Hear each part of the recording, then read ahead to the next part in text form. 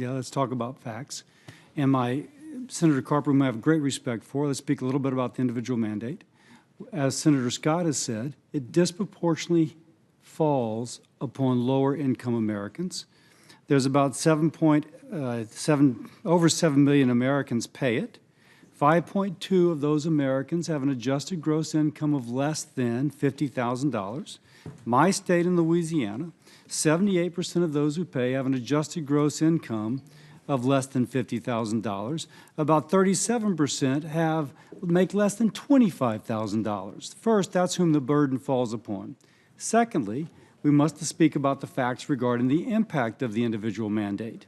Jonathan Gruber and Freen and Summers, 3 researchers, but Gruber is known as the architect of the ACA, did research for the National Bureau of Economic Research, which they published, but also published a summary of in the New England Journal of Medicine.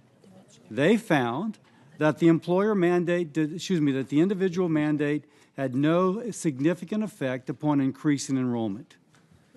Now, CBO may hold the position that the CBO holds, but the facts are published by the researchers. The CBO doesn't do the research, the researchers do. And here is a so-called architect of Obamacare who is saying that it does not increase coverage. Now, I would love to work with my Democratic colleagues on how we could increase coverage. I proposed with Senator Collins a bill that would give automatic enrollment. With Senator Graham, we laid open that possibility. In both cases, I was not only did people not agree with me, but I was roundly demagogued. So I am so open to working on a solution that will expand coverage. But I will point out these articles, which I'll submit for the record, Mr. Chairman, if no objection, yes, establish the facts that the individual mandate does not improve coverage. As regards the issues that Senator Nielsen raised regarding oil companies, there was a statement made earlier by Senator Stabenow in the in the ENR that these companies are in tax havens and that this provision in some way benefited these companies in tax havens. It's not the case. You don't produce oil in the Cayman Islands or in Switzerland. You produce it in countries like Nigeria. And they have very high tax rate. The purpose of this provision is to keep American companies from being taxed twice, to allow them the full relief of a foreign tax credit on their U.S. tax policies.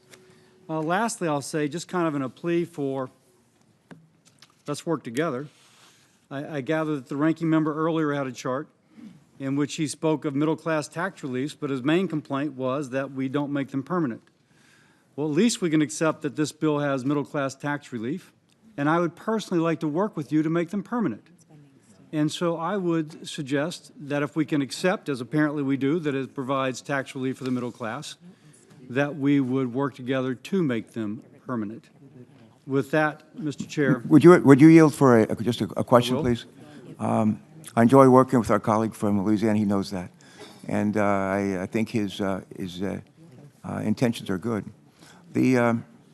I'd ask my staff a week or two ago to actually reach out to Jonathan Gruber and say, is the characterization that we're hearing from our Republican colleagues on what you're saying about the individual mandate is not effective, not worth much. Is that a fair characterization of what you said in your paper? And he said, that's not a fair characterization. That's not what I said.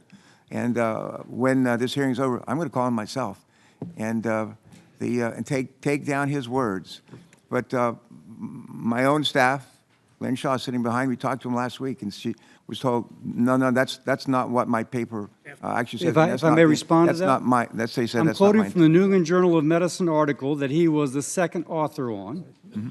It said, when we assessed the mandate's detailed provisions, which included income-based penalties for lacking coverage and various specific exemptions, we did not find that overall coverage rates responded to these aspects of the law. In fairness, he goes on to say, does it mean it had no effect? Not necessarily, but it goes on after that to say, but he couldn't prove it. Mm-hmm. Now, he may be biased, But the statistical analysis said, and I just quoted it, that it did not, that coverage rates did not respond to these aspects. Well, I will try to get some clarification from him and maybe share it with us tomorrow. That would be good. Senator, your time because is up. Your time is up. We're going to turn to